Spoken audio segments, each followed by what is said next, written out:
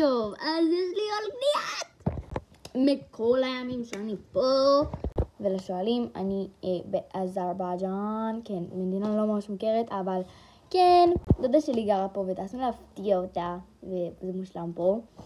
והיא יהודייה, נכון, זה מדינה של מוסלמים, אבל היא יהודייה, גם בעלה יהודי, כולם יהודים, אבל פשוט נוח לה פה וטוב לה פה, וגם זה מדינה ממש טובה.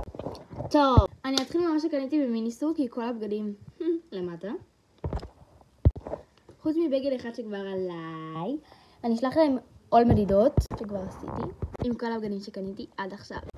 טוב, דבר ראשון, את השרשרת הזאת, לא קניתי אותו במיניסו, את השרשרת הזאת עם A ויש פה עין, לא יודעת למה יש פה עין, אבל בסדר. עגילים, אז כמו שאמרתי את השרשרת הזאת, ואת העגילים האלה, ואחותי קנתה את שתי סוגי המסכות לבד, ונראה לכם שאני לא אקנה אותם, נראה לך. קניתי, בגלל שלאחותי כבר יש, ואנחנו 4, אמא שלי, אני, אחותי ואבא שלי, אז קניתי לכל אחד מסכה של אלוברה ומסכה של מלפפון, כי לאחותי כבר יש אותם, אז קניתי לשלושתנו, ונעשה אותם בבית, כדי לחזור לארץ. אוקיי, פדים להסרת איפור שיהיו לי לחדר, כי באמת אין לי, ואני כל הזמן קונה, ואין לי, ואני לוקחת מהשירותים, וזה כל הזמן נגמר לי, ואמא שלי כועסת עליי שאני כאילו מבזבזת אותם בכמויות אחרות. טוב, הדבר הזה חרש לי את הפוריו, לא את הפוריו, את הרילס, לא יודעת איך קוראים לזה. חרש לי אותו, שזה כמו לנג' כזה, אבל של דבש ושל מיניסו, ולא מצאתי את זה בשום מקום.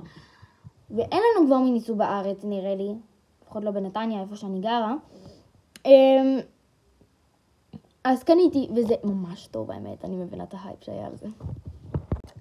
אוקיי, כזה של אפרסק, מי שיודע, אפרסק זה בין הפירות האהובים עליי.